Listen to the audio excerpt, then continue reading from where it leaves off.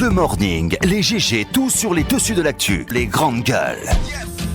Parler beaucoup, manger l'argent, voyager beaucoup seulement. Mais travailler beaucoup, créer des choses, emploi des jeunes, non, non, non. Les dirigeants africains, les dirigeants sont comme ça. Les grandes gueules. Le show qui vous parle et qui parle de vous tous les matins sur Radio Espace. Merci à vous qui nous rejoignez sur Espace TV. Nous sommes ensemble pour 1h30. Vous aider à mieux comprendre l'actualité. Évidemment, vous avez la possibilité de réagir en direct dans cette émission. Soit vous partez sur Twitter, hashtag EspaceGG. Sinon, l'autre numéro de téléphone qui s'affiche juste en bas de l'écran avec plaisir. Nous allons prendre en compte vos messages dans cette émission Les Grandes Gueules. Et qu'est-ce qui fait l'actualité ce matin chez nous? Il faut le dire. Kindia, 2 mois après il le dit, qui a entouré donc l'installation de l'exécutif communal, l'UFDG et sa tête de liste ne sont toujours pas prêts à signer forfait, il le dit en bas, dans la capitale de l'Agrumes, tout comme auprès d'instances internationales. Le parti fait flèche de tout bois pour contester et réclamer la tête de la mairie du Kenya et qui lui a glissé entre les doigts, malgré donc les conclusions d'un accord et qui laissait présager du contraire. Nous essayons de comprendre ce matin, mesdames et messieurs, quelle marge de manœuvre reste-t-elle à l'UFDG 2 mois après? Quelle ambiance prévaut-elle dans la cité des Agrumes? Vous l'allez voir, mesdames et messieurs, invité exceptionnel ce matin chez les GG, monsieur Abdoulaye Ba, il faut le rappeler, tête de liste l'UFDG à Kindia. Merci à vous qui nous rejoignez à l'international. Moussa Moïsila, bonjour. Bonjour Lamine, bonjour à tous. Bonjour Tambaza Karimi Limono. Ça c'est le boubou à son père. Ce qui est mort ce matin. Bonjour la vie. Désolé. Il faut dire que le grand directeur de la télé a prêté le costume du PDG ce matin. Alors là, amis téléspectateurs, Il n'y a pas de problème. Il faut le faire. Il n'y a pas de souci. C'est l'entraide quoi. il a tout l'air de Ali Bongo ce matin. Bon, c'est l'entraide. C'est important. Allez. Et on apprend ce matin du côté de l'UNDH, c'est bien ça. Depuis Dakar, le président de l'UNDH donc rend le tablier, Madame Yoro.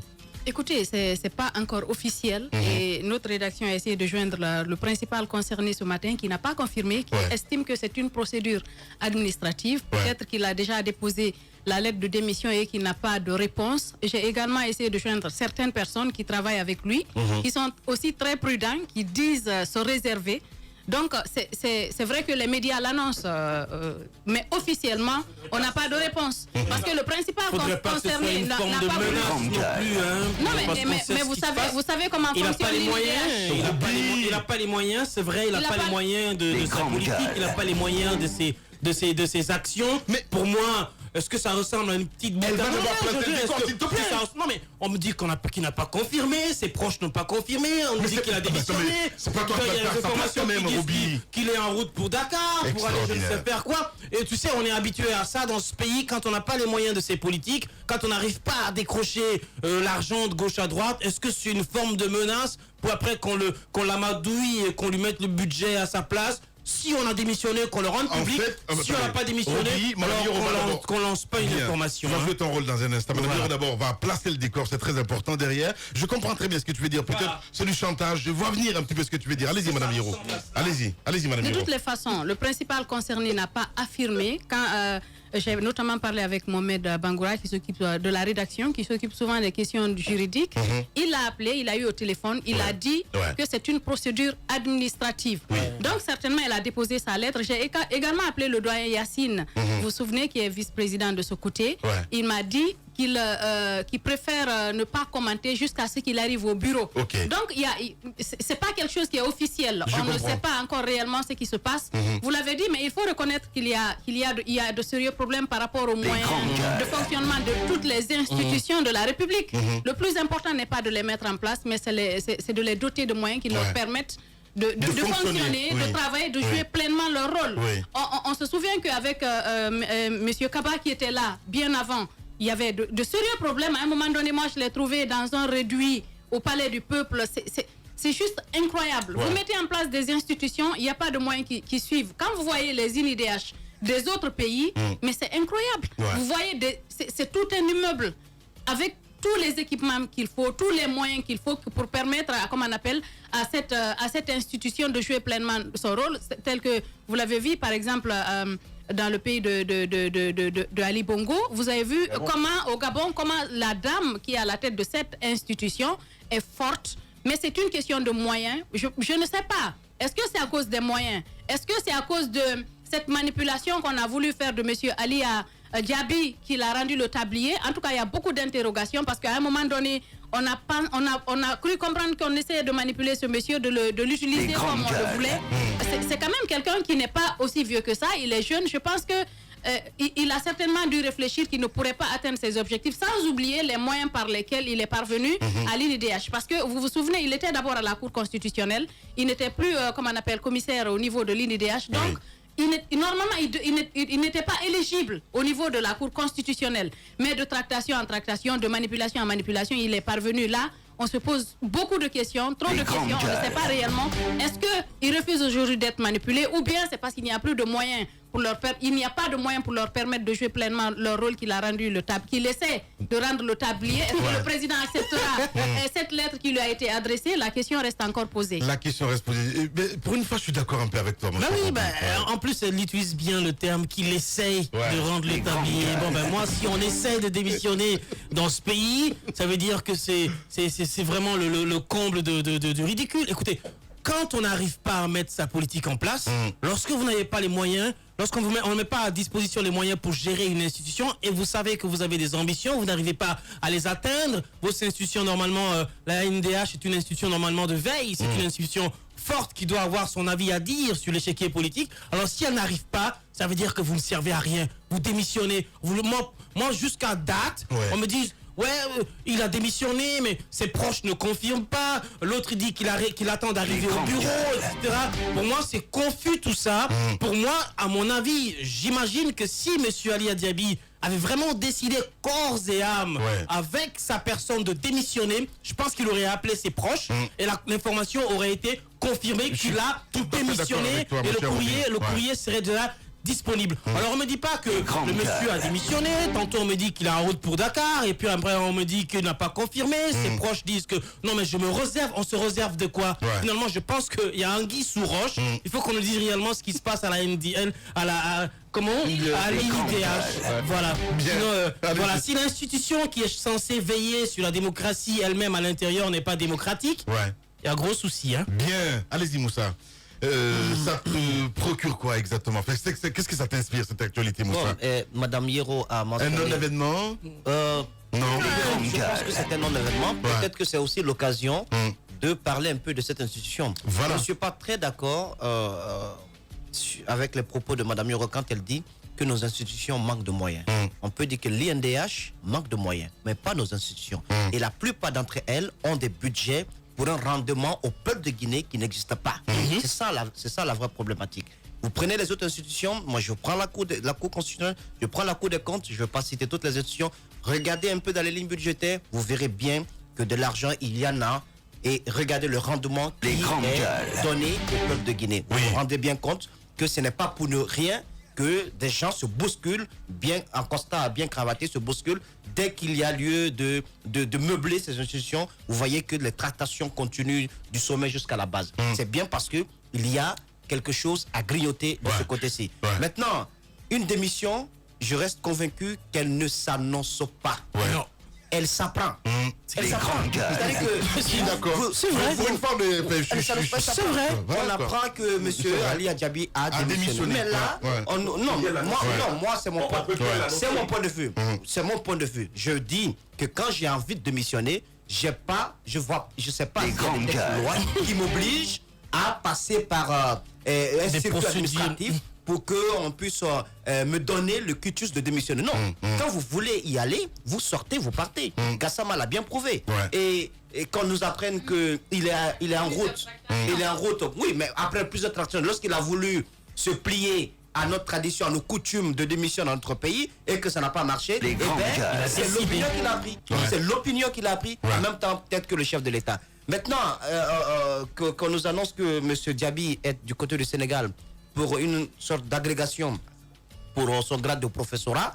Je me dis, et quand vous faites le lien avec cette information qui nous a été donnée donc par Mohamed Bangoura et la gestion de la direction, en tout cas la présidente de la direction qui l'assurait, vous vous rendez bien compte qu'il y a un malaise à ce niveau. Il y a un malaise. S'il a eu le courage de démissionner, peut-être que ça va être l'occasion pour nous de comprendre le fonctionnement réel de cette institution qui est un levier pour la promotion et l'application de toutes les normes de législation en matière des droits de l'homme. Au fait, c'est l'institution qui porte le langage des droits de l'homme. Je suis d'accord. Lorsque le Conseil des droits de l'homme parle et que nos textes de loi ici font la promotion des droits de l'homme, l'organe par lequel on peut appliquer tout cela, défendre tout cela, c'est bien l'INDH. Mais est-ce que vous avez vu ces gens au-delà des applications, des déclarations. Depuis le départ de Kaba, de toutes les façons, on voit moins cette institution parce que ça part dans tous les sens. Exactement. Vous allez utiliser une expression ce matin parce que il y a 2-3 ans, Roby, tu te souviens quand on a utilisé cette expression de mal né. C'est ça au niveau de tous les noms de ici et tout ce qu'il y a autour. Exactement. À un moment, ça commence à bien faire. Voilà. Donc on dit il faut créer une institution pour ne pas qu'elle puisse réellement jouer son rôle. Je pense que ça ne sert absolument à rien. L'INDH du point de vue moyen, je suis d'accord pour le cas de l'INDH que cette institution n'est pas du tout une priorité de la part du pouvoir en place. C'est une institution qui parle des droits de l'homme et l'État est le premier transgresseur des droits de l'homme. C'est une institution qui doit faire la promotion des droits. Et puis quand on parle des droits, c'est tous les droits. Tous les droits. Voilà. Donc l'État est le premier qui viole ces droits-là. Vous avez vu combien d'actions concrètes sur le terrain de la part de cette institution. Au-delà des déclarations sporadiques qui sont souvent faites lorsqu'il y a quelques violations. Mais ça se limite à ça. On peut aller plus loin que de simples déclarations parce qu'une institution, ça se respecte. Une institution, ça survit aux hommes. Une institution, ça incarne des valeurs.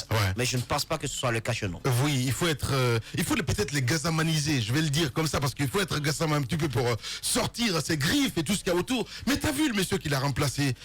Il parle pas, tu vois ce que je veux dire? Donc, il y a un moment, ça commence à bien faire. J'ai l'impression qu'on crée, on meuble, et puis on se dit, mais non, toi, t'es bon à rien. Tu vois ce que je veux dire? Je m'excuse de parler comme ça, mais c'est mon constat. Voilà, ça peut plaire ou peut plaire, allez-y. Le nouveau, à la place de Gassama, on m'a appris qu'il a de sérieux problèmes avec les ordinateurs. Mais il est de la vieille école. Mon Dieu. Mais il fallait qu'il place ça quand même. Absolument. Tamba. Mais non, revenons à ce sujet. La liste est longue, hein, Tamba, ceux qui ont des problèmes avec les ordinateurs. Dans l'administration, même dans les ministères. Ben oui, c'est vrai, le ministre de là, Junior Condé. Alors là, lui, c'est la catastrophe. Le ministre qui rit. Il rit beaucoup, le ministre du tourisme et de l'hôtellerie. Mais par rapport à la démission, d'une manière générale... c'est son rôle de sourire aux touristes. Hein? Alors, par rapport à la démission d'une manière générale, sous d'autres cieux, lorsque vous dites je démissionne, vous l'annoncez très très clairement, c'est par rapport à quelque chose, vous pouvez le dire. Mais ensuite, souvent, quand la situation n'est pas réglée, vous partez. Ailleurs, c'est comme ça que ça se passe. Donc on peut bien l'annoncer et l'assumer après. C'est comme ça que ça se passe. Mais le cas guinéen, vous savez, c'est de la surenchère en fait. Voilà.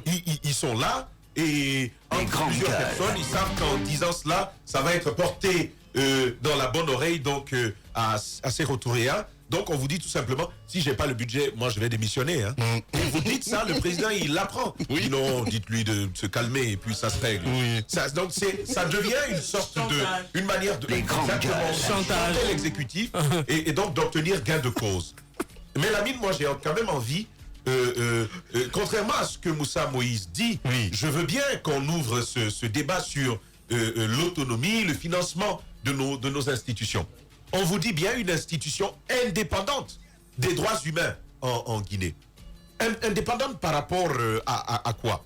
Si vous observez ce qui se passe, même pour obtenir ce budget dont Moussa Moïse est en train de parler, pour toutes les autres institutions, il faut que le président y soit d'accord. Il faut qu'il soit d'accord.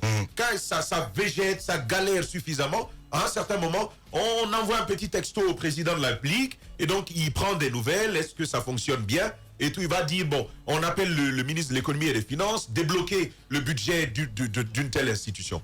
Non seulement c'est le président qui chapeaute tout cela, mais au-delà de tout, il faut encore passer par lui pour obtenir un budget qui est normalement écrit dans les lignes du budget national de développement. Donc, ça devient un sérieux problème. si, pour une fois, l'exécutif voulait se départir un peu de son emprise sur les institutions, je pense que les choses auraient bien fonctionné. La HAC, peut-être que maintenant ça va, mais la HAC a végété les dernières années. Eh oui. Ça n'allait pas, elle n'obtenait pas son budget. Ça a tremblé là-bas. Ah, absolument. Oui. Parce que tout Mais simplement... c'est parce que, c'est parce que la HAC après a pris sur elle le courage de taper sur les médias. Non, mais ça, c'est même venu... C'est à partir de ce moment-là que le président a dit ouais, madame Martine, voilà, c'est dans la ligne. Maintenant, je peux te donner du blé parce que désormais tu fais du bon boulot parce que tu fais exactement ce que je veux. Non, Voilà. Mais oui, c'est comme ça, Ce c'est n'est pas- exactement. Donc on a acheté complètement son indépendance. Personnellement, ce n'est pas ma lecture parce que la HAC en a souffert depuis plusieurs mois. C'est après, d'ailleurs vous avez vu la HAC se lever contre la décision du président de la République lorsqu'il a dit qu'il fermerait telle ou telle radio. Mais moi je dis tout simplement, je pose le débat de l'indépendance C'était de l'image de tout ça. nos institutions. Au-delà du juridique, il y a quand même cet aspect financier, cet aspect économique qui pèse sérieusement sur les institutions et qui fait que chaque fois qu'un président d'institution va devoir prendre une action, il réfléchit à 1000 tours avant de décider. Parce qu'on sait que si ça fâche le président de la République, écoute, c'est la galère, c'est la période des vaches maigres qui va suivre pendant plusieurs mois. Et ça, ce n'est pas pour le renforcement de la démocratie dans notre pays. Non, mais moi, ce que je comprends pas, des institutions comme l'INIDH, ce sont des institutions normalement qui, à un moment donné, doivent être des institutions fortes dans un pays. Et dans d'autres pays, quand vous remarquez bien, les institutions pareilles sont soutenues à un moment donné par des organisations internationales financièrement. Je pense que l'INIDH, si c'était une institution crédible, je ne suis pas en train d'utiliser le mot factuellement, mais ça dépend aussi de la manière dont le président de cette institution est venu à la tête de cette institution. Sinon, le plus de, je ne sais pas, d'autres institutions, le Haut Commissariat des Nations Unies sont bien prêts dans d'autres pays, mettent des fonds ou mettre du matériel mobile à disposition des institutions pareilles parce qu'ils savent que ce sont des leviers de la protection des droits de l'homme et donc de la démocratie globalement parlant. Donc, si le président de cette institution est venu de manière discréditée à la tête de cette institution, je ne vois pas comment des organisations internationales de telle taille peuvent soutenir financièrement. Et donc, à partir du moment où les organisations internationales ne financent pas, ne soutiennent pas l'institution, le pouvoir en place ne va bien évidemment pas rien faire parce que vous ne pouvez pas quand même engraisser le serpent qui va vous mordre après la jambe. Donc, je pense que c'est comme ça qu'elle s'est retrouvée dans les difficultés. Parlant de la HAC, moi c'est un débat circulant, même si vous voulez pas, c'est vous qui l'avez mis à ma bouche. C'est vous qui l'avez mis à la bouche. Tamba, je veux juste répondre à Tamba en lui disant, si nous faisons la chronologie, nous savons très bien qu'à un moment donné, au début de Madame Martine Condé, elle a fait un ballon d'essai, elle a voulu s'attaquer, si vous voulez, s'accaparer de son indépendance, se détacher du pouvoir en place. On sait très bien qu'elle a reçu plusieurs convocations de remontrances à Sékou Touréa. Et après, elle était obligée, mon cher Tamba, de mettre aux enchères son indépendance, d'aller vendre sa liberté au pouvoir en place. Et donc, c'est à partir de ce moment-là que le budget a été mis à disposition. Si. Non, mais écoutez, attends, Tamba. Non, mais permets-moi d'aller jusqu'au bout. C'est qu'il y a pas mal de combats dont Roby n'a pas connaissance à la HAC. Quel combat? Mais assez. Allez, vas-y. Si Dame Martine Condé devait se plier au desiderata du président de la République, mais croyez-moi, les médias, on en aurait beaucoup plus. Non, mais cite-moi les combats. Non, mais cite-moi les combats. Non, mais Tamba, ne me déçois pas ce matin. Non, mais arrête un peu. Arrête un peu. Je parle de faits. Mais je te parle de faits. De quoi? Le président de la République. Non, arrête Tamba. Non, on sait très bien. C'est ça la vérité. Allez. Oula, les gars, on va s'écouter. Allez-y, Moussa Moïse. Allez-y, Moussa. Le président s'est beaucoup plaint des journalistes en Guinée et qu'il y a eu un blocage, une sorte d'entité résiliente. Ce n'est pas la HAC. Parce que je vous le dis, le hic à la HAC, c'est bien ces commissaires-là qui ne comprennent pas que d'abord, ils ont pour rôle de nous défendre, nous. Nous, d'abord, de nous protéger. Moi, je vous dis, non, c'est clair, je vous dis, d'abord. Ensuite, vous avez tous quand même vu les sorties. C'est pas maintenant qu'on va quand même dire qu'il y a eu un changement radical. Vous avez vu les premières sorties de la présidente de la HAC. C'était pas du tout en faveur de la presse nationale. Et tout ce qui consiste à protéger les journalistes, même lorsqu'il y a quelques petits dérapages. Mais vous voyez comment ça vient. On ne fait pas de la prévention, on fait plutôt de la répression. Les dernières décisions qui ont été prises par cette institution, Les grandes gueules. je ne les partage pas. Concernant par exemple le cas de Mokhtar, de RFI, je ne partage pas cette décision. Alors moi je dis que nos institutions ne fonctionnent pas bien. Mais à dire qu'elles sont toutes coupées de leur sève nourricier, je ne suis pas d'accord. Certaines, notamment le cas de l'INDH. Pourquoi je le dis? J'ai quand même eu le temps de rentrer un peu dans les colonnes budgétaires de la Cour constitutionnelle. Vous avez de ces lignes, et c'est pareil pour les autres institutions, des lignes qui sont de véritables cadeaux aux dirigeants de ces institutions-là. Des lignes liées par exemple à la formation des cadres, des lignes liées aux missions, des lignes qui sont liées au... Écoutez, ces lignes-là, rien que... Oui, mais ça ne se fait pas. Ça ne se fait pas. Bien. Justement, c'est un cadeau. Pourquoi? Parce que ces lignes ne sont pas utilisées pour atteindre l'objectif escompté. Vous ne verrez pas sur une année... Si, c'est un cadeau. C'est un cadeau qu'on leur offre pour manger, tout simplement. Moi, je vais finir. Une fois, s'il vous plaît, Lamine. Nos institutions, en le cas de l'INDH, vous avez vu quelle action préventive dans le cadre de la défense des droits de l'homme. On fait plutôt dans les réactions lorsqu'il y a violation des droits de l'homme. La prévention, pourtant, c'est un élément clé du rôle que l'INDH doit jouer dans notre pays, et ce n'est pas le cas avec ces nombreux cas de viol dont nous cessons de parler dans cette émission. Moi, je m'interroge quand même sur la volonté de ce gouvernement d'aller dans le sens de la promotion et de la protection des droits de l'homme.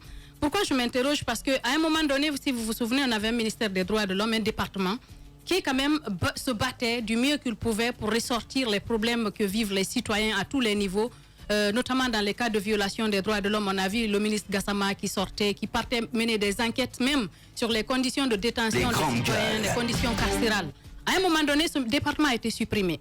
Alors, qu'on en vienne aujourd'hui à mettre, je ne sais pas, sous perfusion un département, une institution aussi importante que l'INDH, moi je me pose des questions. Et même la façon dont on a mis le président qui peut-être serait sur le point de partir. Elle n'est même pas sous perfusion, Madame Hierro. Je me pose beaucoup de questions. Lamine, au mois d'octobre, j'étais à Banjul, j'ai participé à la 63e commission à la 63e session de la Commission africaine des droits de l'homme, où toutes les INDH pratiquement africaines étaient représentées pour faire le point sur la situation des droits de l'homme dans les différents pays. C'est là qu'on dépose les rapports sur la situation des droits de l'homme. La Guinée doit au moins 10 rapports là-bas. Et l'INDH guinéenne n'était pas représentée. Moi, je me pose des questions. Qu'est-ce qu'on veut avec la situation des droits de l'homme dans le pays, avec tout ce que nous vivons comme violation des droits de l'homme? Vous vous souvenez ces derniers temps, depuis combien de temps on ne permet pas de manifestation? C'est une violation grave des droits de l'homme. C'est une violation grave du droit de manifester parce que c'est consigné dans notre constitution. À part ça, il y a tellement de situations qui se font, des citoyens qui se font agresser, ou des citoyens qui se font agresser pendant des manifestations, qui se font blesser, qui se font tuer. Il n'y a pas de justice. Il n'y a pas de justice. Et sans oublier tous ces cas de viol dont on a parlé ces derniers temps, certains obtiennent gain de cause, mais d'autres non. Moi, je m'inquiète quand une institution comme ça n'arrive pas à jouer pleinement son rôle. Il y a beaucoup de questions à se poser. La question reste posée. Pour une fois, je suis d'accord un peu avec toi. En plus, elle utilise bien le terme qu'il essaye de rendre l'État bien. Bon, moi, si on essaye de démissionner dans ce pays, ça veut dire que c'est vraiment le comble de ridicule. Écoutez, quand on n'arrive pas à mettre sa politique en place, lorsque vous n'avez pas les moyens, lorsqu'on ne met pas à disposition les moyens pour gérer une institution, et vous savez que vous avez des ambitions, vous n'arrivez pas à les atteindre, vos institutions, normalement, la NDH est une institution normalement de veille, c'est une institution forte qui doit avoir son avis à dire sur l'échiquier politique. Alors si elle n'arrive pas, ça veut dire que vous ne servez à rien, vous démissionnez. Moi jusqu'à date, on me dit... il a démissionné, mais ses proches ne confirment pas. L'autre dit qu'il attend d'arriver au bureau, etc. Pour moi, c'est confus tout ça. Pour moi, à mon avis, j'imagine que si M. Ali Adiaby avait vraiment décidé corps et âme avec sa personne de démissionner, je pense qu'il aurait appelé ses proches et l'information aurait été confirmée qu'il a tout démissionné et le courrier serait déjà disponible. Alors on me dit pas que le monsieur a démissionné, tantôt on me dit qu'il est en route pour Dakar, et puis après on me dit qu'il n'a pas confirmé, ses proches disent que non mais je me réserve, on se réserve de quoi? Finalement je pense qu'il y a anguille sous roche, il faut qu'on nous dise réellement ce qui se passe à la MDL, comment à l'IDH. Voilà. Voilà. Si l'institution qui est censée veiller sur la démocratie elle-même à l'intérieur n'est pas démocratique, il y a gros souci. Hein. Bien. Allez-y Moussa. Ça te procure quoi exactement? Qu'est-ce que ça t'inspire cette actualité, Moussa? Madame Hiro a mentionné... Un non-événement? Non. Je pense que c'est un non-événement. Peut-être que c'est aussi l'occasion de parler un peu de cette institution. Voilà. Je ne suis pas très d'accord avec les propos de Madame Hiro quand elle dit que nos institutions manquent de moyens. On peut dire que l'INDH manque de moyens, mais pas nos institutions. Et la plupart d'entre elles ont des budgets pour un rendement au peuple de Guinée qui n'existe pas. C'est ça la vraie problématique. Vous prenez les autres institutions, moi je prends la Cour constitutionnelle, je prends la Cour des comptes, je ne vais pas citer toutes les institutions, regardez un peu dans les lignes budgétaires, vous verrez bien que de l'argent il y en a, et regardez le rendement qui est donné au peuple de Guinée. Vous vous rendez bien compte que ce n'est pas pour ne rien que des gens se bousculent, bien en costard, bien cravaté, se bousculent. Dès qu'il y a lieu de meubler ces institutions, vous voyez que les tractations continuent du sommet jusqu'à la base. C'est bien parce qu'il y a quelque chose à grignoter de ce côté-ci. Maintenant, une démission, je reste convaincu qu'elle ne s'annonce pas. Non. Elle s'apprend. Elle s'apprend. C'est-à-dire que... D'accord. C'est vrai. Pour une fois, c'est vrai. On apprend que M. Ali Adjabi a démissionné. Mais là, moi, c'est mon point de vue. C'est mon point de vue. Je dis que quand j'ai envie de démissionner, je sais pas s'il y a des lois qui m'obligent à passer par un circuit administratif pour qu'on puisse me donner le cutus de démissionner. Non, quand vous voulez y aller, vous sortez, vous partez. Gassama l'a bien prouvé. Et qu'on nous apprenne qu'il est en route, il est en route. Oui, mais après plusieurs tractions, lorsqu'il a voulu se plier à notre tradition, à nos coutumes de démission dans notre pays, et que ça n'a pas marché, c'est l'opinion qu'il a pris. C'est l'opinion qu'il a pris, en même temps peut-être que le chef de l'État. Maintenant, qu'on nous annonce que M. Diaby est du côté du Sénégal pour une sorte d'agrégation pour son grade de professorat, je me dis, quand vous faites le lien avec cette information qui nous a été donnée donc par Mohamed Bangoura et la gestion de la direction, en tout cas la présidente de la direction qui l'assurait, vous vous rendez bien compte qu'il y a un malaise à ce niveau. Il y a un malaise. S'il a eu le courage de démissionner, peut-être que ça va être l'occasion pour nous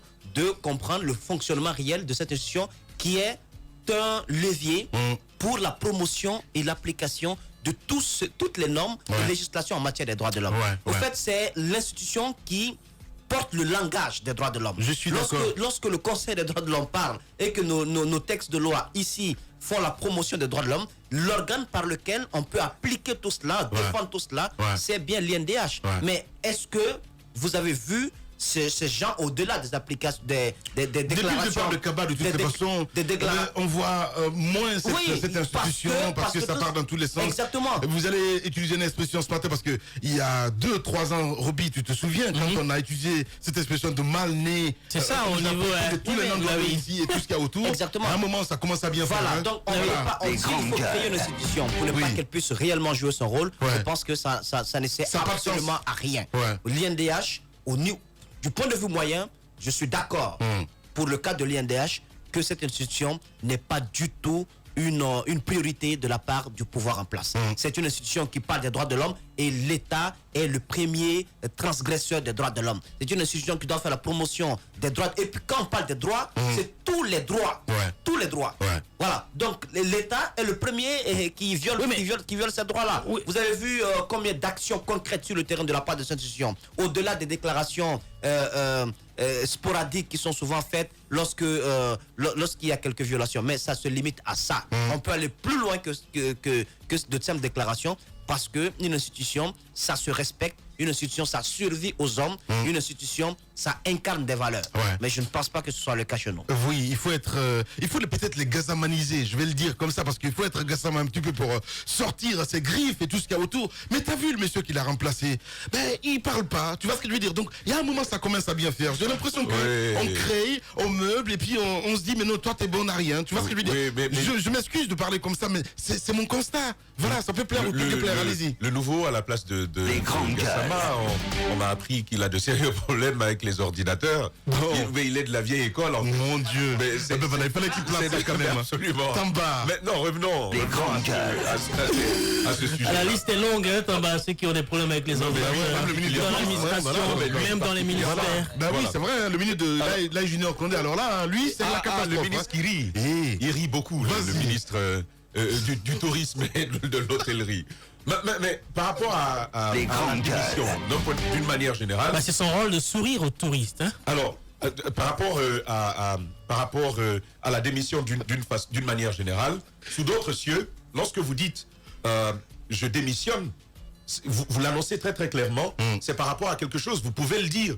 Mais ensuite, souvent, quand la situation n'est pas réglée, vous partez. Ailleurs, c'est comme ça que ça se passe. Donc, on peut bien l'annoncer et l'assumer après. C'est comme ça que ça se passe. Mais le cas guinéen, vous savez, c'est de la surenchère en fait. Voilà. Ils sont là et plusieurs personnes, ils savent qu'en disant cela, ça va être porté dans la bonne oreille donc à Sékou Touré.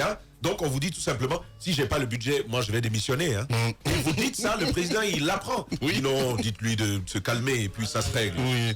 Donc ça devient une sorte une manière de chanter l'exécutif et donc d'obtenir gain de cause. Mais Lamine, moi j'ai quand même envie, contrairement à ce que Moussa Moïse dit, je veux bien qu'on ouvre ce débat sur l'autonomie, le financement de nos institutions. On vous dit bien une institution indépendante des droits humains en Guinée. Indépendante par rapport à quoi? Si vous observez ce qui se passe, même pour obtenir ce budget dont Moussa Moïse est en train de parler, pour toutes les autres institutions, il faut que le président il soit d'accord. Il faut qu'il soit d'accord. Quand ça végète, ça galère suffisamment, à un certain moment, on envoie un petit texto au président de la République et donc il prend des nouvelles, est-ce que ça fonctionne bien? Et tout, il va dire, bon, on appelle le ministre de l'économie et des finances, débloquer le budget d'une telle institution. Non seulement c'est le président qui chapeaute tout cela, mais au-delà de tout, il faut encore passer par lui pour obtenir un budget qui est normalement écrit dans les lignes du budget national de développement. Donc, ça devient un sérieux problème. Si, pour une fois, l'exécutif voulait se départir un peu de son emprise sur les institutions, je pense que les choses auraient bien fonctionné. La HAC, peut-être que maintenant ça va, mais la HAC a végété les dernières années. Ça n'allait pas, elle n'obtenait pas son budget. Ça a tremblé là-bas. Absolument. Parce que tout simplement... Mais c'est parce que la HAC après a pris sur elle le courage de taper sur les médias. Non mais ça c'est même venu... C'est à partir de ce moment-là que le président a dit ouais madame Hartine, voilà, c'est dans la ligne. Maintenant je peux te donner du blé parce que désormais tu fais du bon boulot parce que tu fais exactement ce que je veux. Non, je mais oui, c'est comme ça, c'est exactement. Donc on a acheté complètement son indépendance. Personnellement, ce n'est pas ma lecture parce que la HAC en a souffert depuis plusieurs mois. C'est après, d'ailleurs vous avez vu la HAC se lever contre la décision du président de la République lorsqu'il a dit qu'il fermerait telle ou telle radio. Mais moi je dis tout simplement, je pose le débat de l'indépendance de l'image de nos institutions. Au-delà du juridique, il y a quand même cet aspect financier, cet aspect économique qui pèse sérieusement sur les institutions et qui fait que chaque fois qu'un président d'institution va devoir prendre une action, il réfléchit à 1000 tours avant de décider. Parce qu'on sait que si ça fâche le président de la République, écoute, c'est la galère, c'est la période des vaches maigres qui va suivre pendant plusieurs mois. Et ça, ce n'est pas pour le renforcement de la démocratie dans notre pays. Non, mais moi, ce que je comprends pas, des institutions comme l'INIDH, ce sont des institutions normalement qui, à un moment donné, doivent être des institutions fortes dans un pays. Et dans d'autres pays, quand vous remarquez bien, les institutions pareilles sont soutenues à un moment donné par des organisations internationales financièrement.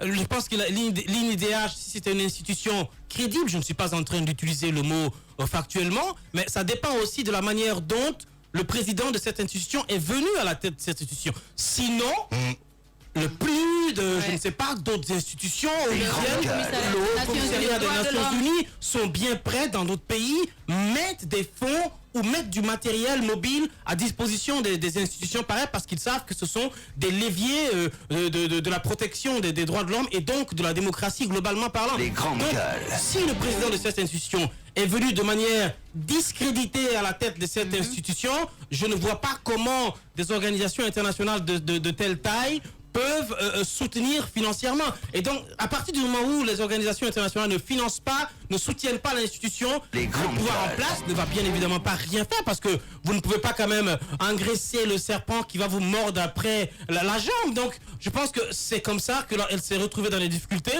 Partant de la HAC, parlant de la HAC, moi c'est un débat circulant, même si vous voulez pas, c'est vous qui l'avez mis à ma bouche. C'est vous qui l'avez mis à la bouche. Tamba, je veux juste répondre à Tamba en lui disant, si nous faisons la chronologie, nous savons très bien qu'à un moment donné, au début de Madame Martine Condé, elle a fait un ballon d'essai, elle a voulu s'attaquer, si vous voulez, s'accaparer de son indépendance, se détacher du pouvoir en place. On sait très bien qu'elle a reçu plusieurs convocations de remontrances à Sékou Touré.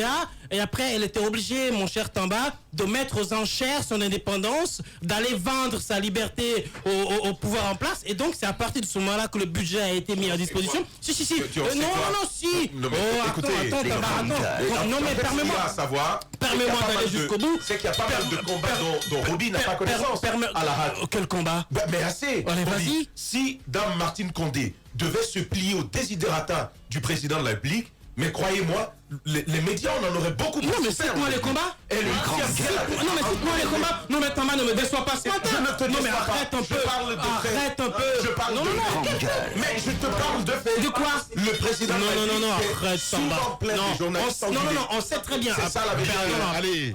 Oula, les gars, on va s'écouter. Allez-y, Moussa Moïse. Allez-y, Moussa. Si le président s'est beaucoup plaint des journalistes en Guinée et qu'il y a eu un blocage, une sorte d'entité résiliente, ce n'est pas la HAC. Parce que je vous le dis, le hic à la HAC, c'est bien ces commissaires-là qui ne comprennent pas que d'abord, ils ont pour rôle de nous défendre, nous. Nous, d'abord, de nous protéger. Les grands Moi, je vous dis, non, c'est clair, je vous dis, d'abord. Ensuite, vous avez tous quand même vu les sorties. C'est pas maintenant qu'on va quand même dire qu'il y a eu un changement radical. Vous avez vu les premières sorties de la présidente de la HAC. C'était pas du tout en faveur de la presse nationale. Et tout ce qui consiste à protéger les journalistes, même lorsqu'il y a quelques petits dérapages. Mais vous voyez comment ça vient. On ne fait pas dans la prévention, on fait plutôt dans la répression. Les dernières décisions qui ont été prises par cette institution, Les grandes gueules. je ne les partage pas. Concernant par exemple le cas de Moukta, de RFI, je ne partage pas cette décision. Alors moi je dis que nos institutions ne fonctionnent pas bien. Mais à dire qu'elles sont toutes coupées de leur sève nourricière, je ne suis pas d'accord. Certaines, notamment le cas de l'INDH. Pourquoi je le dis? J'ai quand même eu le temps de rentrer un peu dans les colonnes budgétaires de la Cour constitutionnelle. Vous avez de ces lignes, et c'est pareil pour les autres institutions, des lignes qui sont de véritables cadeaux aux dirigeants de ces institutions-là. Des lignes liées, par exemple, à la formation des cadres, des lignes liées aux missions, des lignes qui sont liées au Écoutez, ces lignes-là, rien que... Oui, mais ça ne se fait pas. Ça ne se fait pas. Bien. Justement, c'est un cadeau. Pourquoi? Parce que ces lignes ne sont pas utilisées pour atteindre l'objectif escompté. Vous ne verrez pas sur une année... Si, c'est un cadeau. C'est un cadeau qu'on leur offre pour manger, tout simplement. Moi, je vais finir une fois, s'il vous plaît, Lamine. Nos institutions, en le cas de l'INDH, vous avez vu quelle action préventive dans le cadre de la défense des droits de l'homme. On fait plutôt dans les réactions lorsqu'il y a violation des droits de l'homme. La prévention, pourtant, c'est un élément clé du rôle que l'INDH doit jouer dans notre pays, et ce n'est pas le cas avec ces nombreux cas de viol dont nous cessons de parler dans cette émission. Moi, je m'interroge quand même sur la volonté de ce gouvernement d'aller dans le sens de la promotion et de la protection des droits de l'homme. Pourquoi je m'interroge? Parce qu'à un moment donné, si vous vous souvenez, on avait un ministère des droits de l'homme, un département, qui quand même se battait du mieux qu'il pouvait pour ressortir les problèmes que vivent les citoyens à tous les niveaux, notamment dans les cas de violation des droits de l'homme. On a vu le ministre Gassama qui partait mener des enquêtes même sur les conditions de détention des citoyens, les conditions carcérales. À un moment donné, ce département a été supprimé. Alors, qu'on en vienne aujourd'hui à mettre, je ne sais pas, sous perfusion un département, une institution aussi importante que l'INIDH, moi je me pose des questions. Et même la façon dont on a mis le président qui peut-être serait sur le point de partir. Elle est même pas sous perfusion, Madame Hierro. Je me pose beaucoup de questions. Lamine, au mois d'octobre, j'étais à Banjul, j'ai participé à la 63e commission à la 63e session de la Commission africaine des droits de l'homme, où toutes les INIDH pratiquement africaines étaient représentées pour faire le point sur la situation des droits de l'homme dans les différents pays. C'est là qu'on dépose les rapports sur la situation des droits de l'homme. La Guinée doit au moins 10 rapports là-bas. Et l'INIDH guinéenne n'était pas représentée.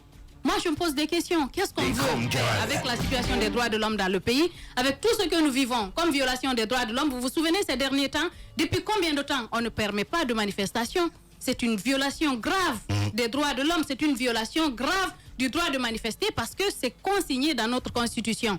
À part ça, il y a tellement de situations qui se font, des citoyens qui se font agresser ou des citoyens qui se font agresser pendant des manifestations, qui se font blesser, qui se font tuer. Il n'y a pas de justice. Bien. Il n'y a pas de justice. Et sans oublier tous ces cas de viol dont on a parlé ces derniers temps, certains obtiennent gain de cause, mais d'autres non. Ouais. Moi, je m'inquiète quand une institution comme ça n'arrive pas à jouer pleinement son rôle. Il y a beaucoup de questions à se poser. Merci beaucoup. C'est où leur bureau d'ailleurs? C'est la question que je me pose. Mais peut-être qu'ils ont loué un appartement. Mais moi, je sais pas, je suis honnête. Peut-être que c'est dans un appartement quelque part là-bas. Mais moi, ce que je voulais ajouter ce matin, c'est quand même, il faut comprendre les choses. Prenez l'exemple du ministère des Citoyennetés et des Droits de l'Homme. J'ai été le premier à dire ici que le ministre qui va remplacer Gassama Diaby ne pourra pas faire le même travail que lui. Et moi, je me dis, en tout cas, ma remarque personnelle, c'est que depuis que Gassama Diaby est parti, nous n'allons pas dire que nous n'avons pas connu de crise.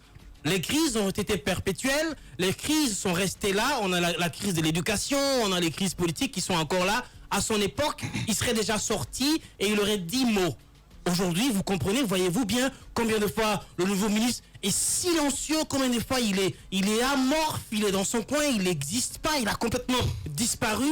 Et si vous jouez à prendre le nouveau budget qui sera alloué à ce ministère-là, je vous dis, vous prenez le budget qui sera alloué à ce ministère-là, vous le comparez à tous les budgets que Gassama Diaby a eu depuis qu'il a été là-bas, vous verrez que l'écart sera grand. Son silence, ça lui vaudra de l'or. Parce que ça lui vaudra une augmentation budgétaire qui va lui permettre... Si, Madame Hierro, je vous dis, on le verra. On va jouer à ça un jour ici. On va prendre le budget du nouveau ministère du département en 2019. On va comparer ce budget-là au budget de Gassama. Vous verrez l'écart qu'il y aura. L'écart qu'il y aura sera grand parce que tout simplement, le nouveau ministre, il est docile.